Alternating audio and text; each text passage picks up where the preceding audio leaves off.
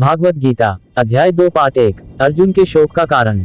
संजय ने कहा, इस प्रकार करुणा से अभिभूत, आंसुओं से भरे हुए व्याकुल नेत्रों वाले शोकग्रस्त अर्जुन को देखकर मधुसूदन श्री कृष्ण ने यह शब्द कहे।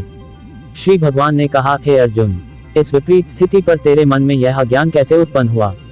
न तो इसका जीवन के मूल्यों को जानने वाले मनुष्यों द्वारा आचरण किया गया है और न ही इससे स्वर्ग की और न ही यश की प्राप्ति होती है।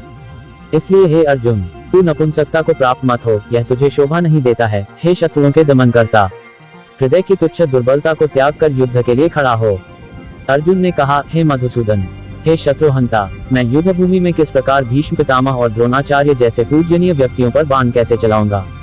ऐसे महापुरुषों को, जो कि मेरे गुरु हैं, इन्हें मारकर जीने की अपेक्षा मैं इस संसार में भिक्षा मांगकर खाना श्रेयस्कर समझता हूँ, क्योंकि गुरुजनों को मारकर भी तो इस संसार में खून से सने हुए सुख रूप भोग ही तो भोगने को मिलेंगे। हम यह भी नहीं जानते कि हमारे लिए युद्ध करना श्रेष्ठ है या युद्ध न करना, और यह भी नहीं जानते कि हम जीतेंगे या वे ही जीतेंगे। धृतराष्ट्र के पुत्रों का वध करके हम जीना भी नहीं चाहते, फिर भी वे हमारे सामने युद्ध भूमि में खड़े हैं। कृपण और दुर्बल स्वभाव के कारण अपने कर्तव्य के विषय में मोहित हुआ, मैं आपसे पूछता हूँ कि वह साधन जो मेरे लिए श्रेयस्कर हो, उसे निश्चित करके कहिए। अब मैं आपका शिष्य हूँ और आपके शरणागत हूँ, कृपया मुझे उपदेश दीजिए। मुझे ऐसा कोई साधन नहीं दिखता जो मेरी इंद्रियों के सुखाने वाले शोक को दूर कर सके। स्वर्ग में धनधान्य संपन्न देवताओं के सर्वोच्च इंद्रपद और पृथ्वी पर निष्कंटक राज्य को प्राप्त करके भी मैं उस उपाय को नहीं देखता हूँ। संजय उवाच। संजय ने कहा, हे निद्रा को जीतने वाला अर्जुन ने इंद्रियों के स्वामी श्री कृष्ण से कहा, हे गोविंद, मैं युद्ध नहीं करूंगा, और चुप हो गया। हे भरतवंशी, इस समय दोनों सेनाओं के बीच शोकग्रस्त अर्जुन से इंद्रियों के स्वामी श्री कृष्ण ने हंसते हुए से यह शब्द कहे। भागवत गीता अध्याय 5 सांख्य योग का विषय। श्री भगवान ने कहा, हे अर्जुन, तू उनके लिए शोक करता है जो शोक करने योग्य नहीं है और पंडितों की तरह बातें करता है। जो विद्वान होते हैं वे न तो जीवित प्राणी के लिए और न ही मृत प्राणी के लिए शोक करते। ऐसा कभी नहीं हुआ कि मैं किसी भी समय में नहीं था, या तू नहीं था, अथवा ये समस्त राजा नहीं थे, और न ऐसा ही होगा कि भविष्य में हम सब नहीं रहेंगे। जिस प्रकार जीवात्मा इस शरीर में बाल अवस्था से युवा अवस्था और वृद्ध अवस्था को निरंतर अग्रसर होता रहता है, उसी प्रकार जीवात्मा इस शरीर की मृत्यु होने पर दूसरे शरीर में चला जाता है। ऐसे परिवर्तन से धीर मनुष्य मोह को प्राप्त नहीं होते हैं। हे कुतिपुत्र, सुख दैक को देने वाले विषयों के क्षणिक संयोग तो केवल इंद्रिय बोध से उत्पन्न होने वाले सर्दी तथा गर्मी की ऋतुओं के समान आने जाने वाले हैं। इसलिए हे भरतवंशी, तू अविचल भाव से उनको सहन करने का प्रयत्न कर।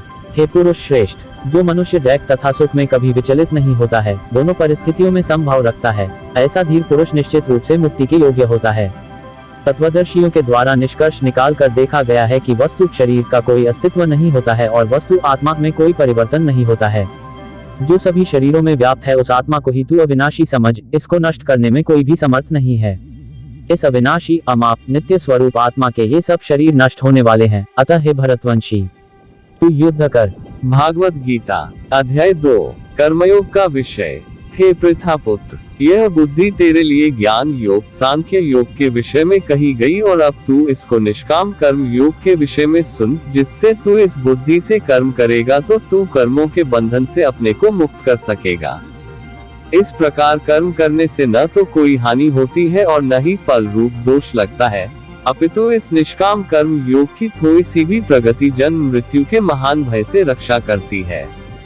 हे कुरुनंदन, इस निष्काम कर्म योग में दृढ़ प्रतिज्ञ बुद्धि एक ही होती है, किंतु जो दृढ़ प्रतिज्ञ नहीं है उनकी बुद्धि अनंत शाखाओं में विभक्त रहती है। हे पृथापुत्र, अज्ञानी मनुष्य वेदों के उन अलंकारिक शब्दों के प्रति अत्यधिक आसक्त रहते हैं, जो स्वर्ग की प्राप्ति, उत्तम जन्म तथा ऐश्वर्य आदि की प्राप्ति के लिए अनेक सकोम कर्म फल की विविध क्रियाओं का वर्णन करते हैं। इंद्रिय तृप्ति और ऐश्वर्य में जीवन की कामना के कारण वे कहते हैं कि इससे बढ़कर और कुछ नहीं है।